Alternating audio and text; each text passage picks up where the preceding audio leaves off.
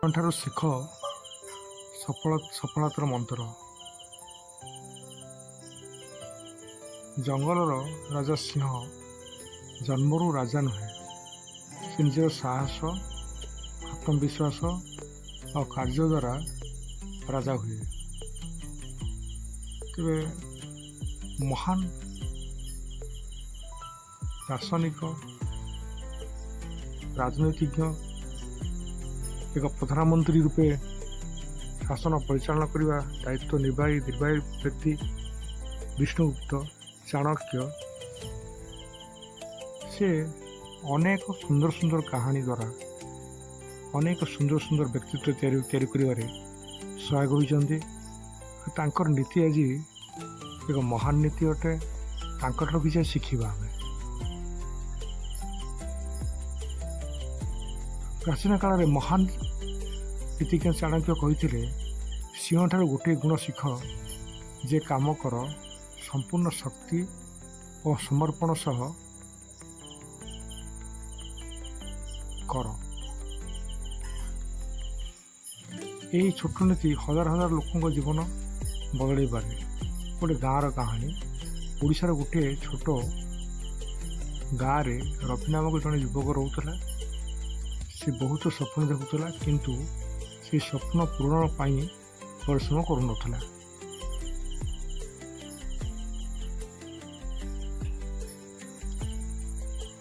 କେତେ ସେ କହୁଥିଲା ଯେ ସେ ଅଧିକାରୀ ହେବ, କେତେବେଳେ ସେ କହୁଥିଲା ବ୍ୟବସାୟ ହେବ, କିନ୍ତୁ ଯେତେବେଳେ କାମ କରିବାର ସମୟ ଆସୁଥିଲା ସେ ଅଳସତା କହୁଥିଲା। ସମୟ ବିତିଗଲା, ତାଙ୍କ ସାଙ୍ଗମାନେ ଆଗକୁ ବଢ଼ିଗଲେ। କେହି ଚାକିରି ପାଇଲେ ତ କେହି ବ୍ୟବସାୟ କଲେ, କିନ୍ତୁ ରବି ସେଇଟା ରହିଗଲା। ସେ ବହୁତ ନିରାଶ ହୋଇ ଜଙ୍ଗଲ ପାଖରେ ବସିଥିଲା। ଏହି ସମୟରେ ଜ୍ଞାନୀ ବୃଦ୍ଧଙ୍କ ସହିତ ତାର ସାକ୍ଷାତ ହେଲା। ସେହି ସମୟରେ ସେ ବୃଦ୍ଧଙ୍କୁ ପଚାରିଲେ, ବାପା, ଏତେ ଦୁଃଖୀ କାହିଁକି ଅଛ? ବୃଦ୍ଧ ବସିଥିବା ଅବସ୍ଥାରେ ସେ କହିଲେ, ଗୋଟିଏ କଥା ଯେ ତୁମେ ଶୁଣ, ମୋର ଅନେକ ସ୍ୱପ୍ନ ଅଛି, କିନ୍ତୁ ସେ ସ୍ୱପ୍ନ ଗୁଡ଼ିକ ସାକାର କେମିତି ହେବ ବା ରୂପ କିପରି ପାଇପାରିବ, ଏହି ବିଷୟରେ ସେ ଗୋଟେ କଥା କହିଲେ।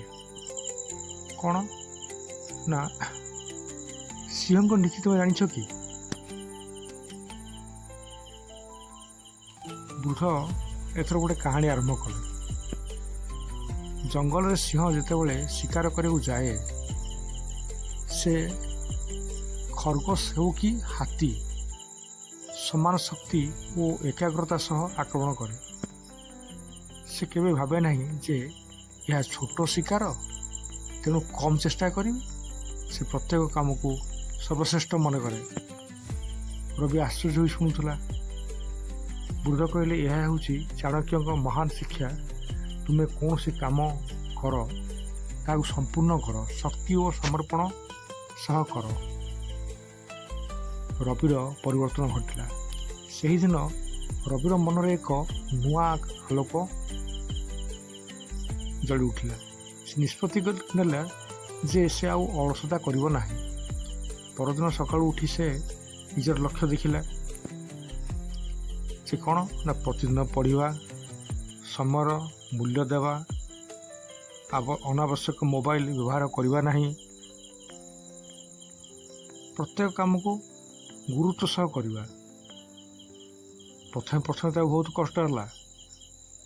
କେବେ କେବେ ସେ କ୍ଳାନ୍ତ ହୋଇଯାଉଥିଲା, କିନ୍ତୁ ସେ ସିଂହର ଶିକ୍ଷାକୁ ମନେ ପକାଉଥିଲା।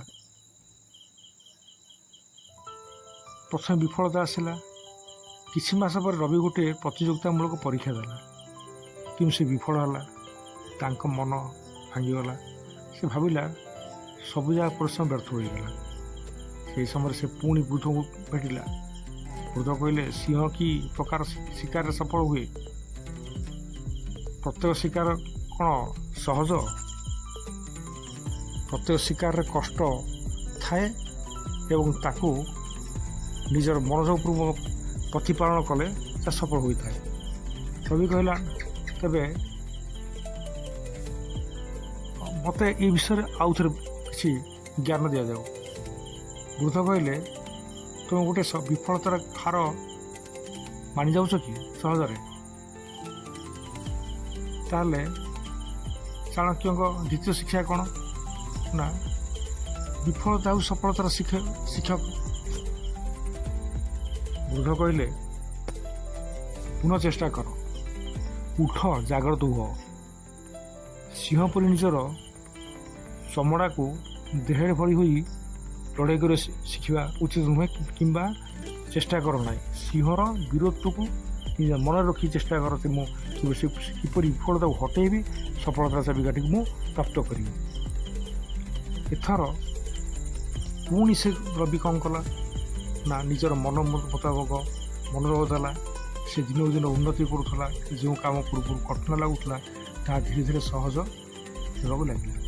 ଗୋଟିଏ ବର୍ଷ ପରେ ସେ ପୁଣି ପରୀକ୍ଷା ଦେଲା। ଏଥର ସେ ସଫଳ ହେଲା। ତାଙ୍କ ନାମ ସଫଳ ପ୍ରାର୍ଥୀମାନଙ୍କ ତାଲିକାରେ ଆସିଲା। ସମସ୍ତେ ଖୁସି ହୋଇଗଲେ। ତେବେ ଏଥିରେ ଆମେ ଜାଣିବା କ'ଣ ନା, ସଫଳତାର ରହସ୍ୟ କ'ଣ ନା,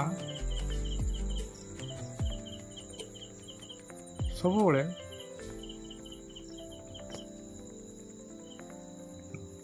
ବଡ଼ ସ୍ୱପ୍ନ ଦେଖିବା, ସମ୍ପୂର୍ଣ୍ଣ ମନ ସହ କାମ କରିବା, ବିଫଳତାକୁ ଭୟ କରିବାନି।